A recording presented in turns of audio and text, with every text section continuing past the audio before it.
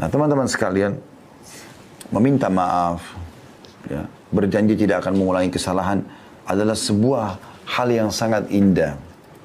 Hal yang sangat indah. Kalau Anda berbuat salah, lalu Anda mengatakan, maafin saya janji tidak akan mengulanginya. Itu luar biasa, sangat melunakkan hati orang di hadapan kita. Gitu kan? Makanya setiap orang buat salah, dia iklankan, dia minta maaf. Nah, kalau teman-teman mengatakan maafkan saya, itu kalau kepada Allah Subhanahu wa taala sama dengan Anda mengatakan astagfirullah. Istighfar itu permohonan maafnya. Kalau janji, tulisan ikrar misalnya, atau ikrar dengan lisan tidak akan mengulangi, itu namanya taubat. Jadi kalau teman-teman gabung astagfirullah wa atubu ilai, artinya ya Allah aku minta maaf dan aku janji tidak akan mengulanginya. Seperti itu. Nah, teman-teman sekalian, taubat ini perlu kita lakukan. Karena Nabi SAW sendiri sebagai pimpinan kita dan utusan Allah mengatakan, aku beristighfar dan bertobat kepada Allah sehari, setiap harinya 70 sampai 100 kali. Seperti itu. Apalagi kita gitu ya. Padahal Nabi SAW sudah diampuni dosa-dosanya, tapi masih seperti itu. Nah, taubat ini teman-teman indah sekali. Karena dengan taubat, maka semua kesalahan Anda dimaafkan. Plus lagi, fasilitas yang terhalang karena kesalahan Anda akan diberikan.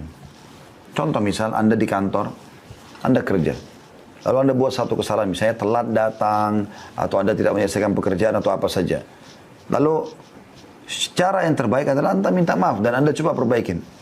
Anda ajukan permohonan maaf, Anda janji tidak akan mengulanginya, lalu Anda janji juga memberikan date,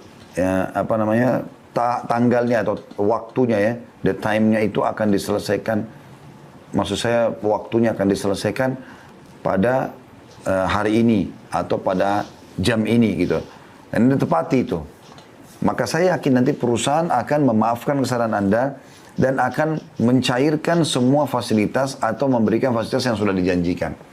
Karena Anda lakukan itu. Seperti kurang lebih itu rasionalnya orang kalau bertaubat. Seperti itulah. Allah Subhanahu wa taala memerintahkan kita teman-teman untuk selalu taubat. Ini adalah perintah dalam banyak ayat Al-Qur'an, gitu kan. Dalam surah An-Nur misalnya ayat 31, dan bertobatlah kamu sekalian kepada Allah hai orang-orang beriman agar kamu beruntung. Wa tubu ilallahi jami'an ayyuhal mu'minun la'allakum tuflihun. Gitu kan? Allah SWT menyuruh itu. Kemudian juga dalam surah At-Tahrim ayat 8 juga begitu. Hai orang beriman, bertobatlah kepada Allah dengan taubat yang ikhlas. Ya. Ayyuhalladzina amanu tubu ilallahi taubatan nasuha. Gitu kan? Dan cukup banyak ayat-ayat Al-Quran yang membahas masalah itu. Begitu juga perkataan Nabi Nuh alaihissalam kepada kaumnya. Wa qul istaghfiru rabbakum innahu kana ghaffara. Dan Nuh pun berkata kepada kaumnya, mohon ampunlah kepada Tuhan kalian karena dia maha pengampun. Manfaatnya apa? Yursilis sama alaikum midrara. Maka dia akan turunkan dari langit air yang deras, maksudnya rezeki. Ya. Karena kalau hujan turun dari langit, maka secara otomatis akan hidup tumbuh-tumbuhan, hidup hewan-hewan, manusia pun bisa hidup dari situ. Semuanya bisa bergerak dengan adanya air. Wa yumditkum bi amwalin wa banin. Dan dia akan memberikan tambahan keturunan dan harta buat kalian. Makanya pernah teman-teman sekalian, ada orang yang datang kepada Hasan Basri rahimahullah, 3 orang.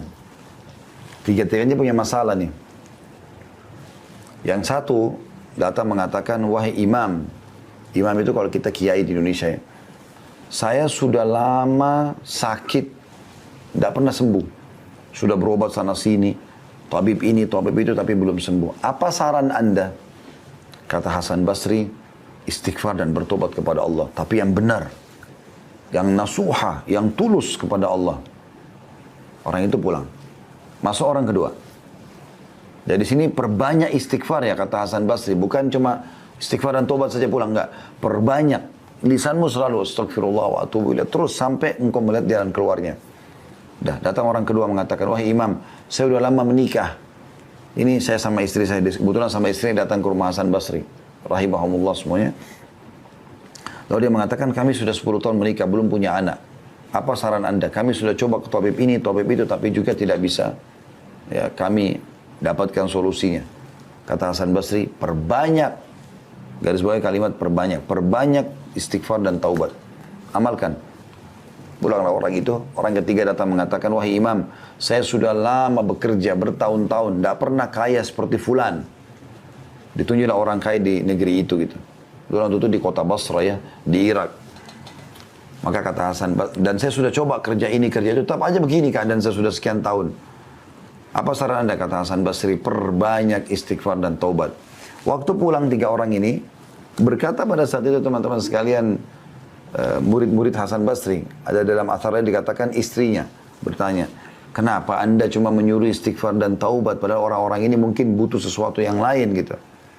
Maka apa kata Hasan Basri, tidakkah engkau membaca firman Allah subhanahu wa ta'ala, tadi dalam surah Nuh itu ya, Nuh berkata kepada kaumnya, wa qul istaghfiru rabbakum innahu kana ghaffara. Ya, Nuh berkata beristighfar dan bertobatlah pada Tuhan kalian karena dia maha menerima taubat hambanya.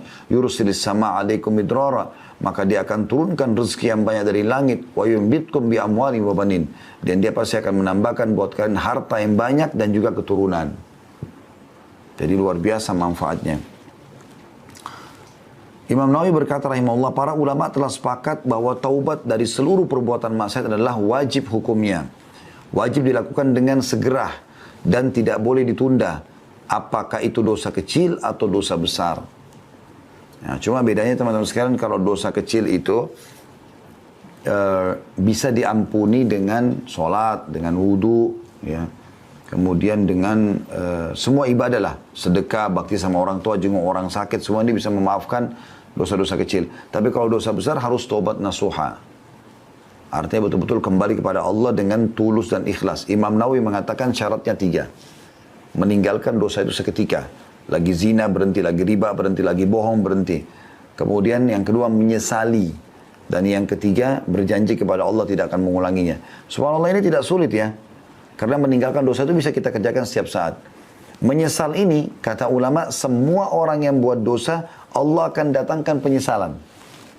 Allah datangkan penyesalan. Jadi penyesalannya itu semua muncul. Kayak orang habis berzina, orang habis menipu, hilang itu. Muncul itu rasa menyesal. Sudah ada. Kemudian yang ketiga, janji sama Allah tidak akan mengulanginya. Maka akan diterima taubatnya insya Allah. Seperti itu. Kita tutup teman-teman sekalian dengan beberapa sabda Nabi SAW, diantaranya, sesungguhnya Allah subhanahu wa ta'ala selalu membuka tangannya di waktu malam untuk menerima taubat orang yang melakukan kesalahan di siang hari. Dan sesungguhnya Allah membuka tangannya pada siang hari untuk menerima taubat orang yang melakukan kesalahan di malam hari. Begitulah terus hingga matahari terbenam dari barat. Ya, maksudnya di sini, terbenam, ya, terbit dari barat, sampai terbit dari barat. Hadits yang selanjutnya, Allah subhanahu wa ta'ala sangat gembira dengan taubat hambanya. Jadi Allah ini subhanallah tidak mau kita masuk neraka, mau kita masuk surga. Makanya dia sangat gembira dengan taubat hambanya. Dan kita tutup dengan ini teman-teman sekalian insyaAllah. Kata Nabi SAW, Allah lebih gembira dengan taubat hambanya dibandingkan seseorang di antara kalian yang membawa seluruh bekalnya di atas tunggangannya. Ya, digambarkan tunggang itu zaman dulu seperti unta misalnya. Dia bawa semuanya bekalnya. Kalau Anda mungkin naik mobil di zaman sekarang, membawa seluruh harta yang Anda punya, simpanan Anda, bawa di mobil.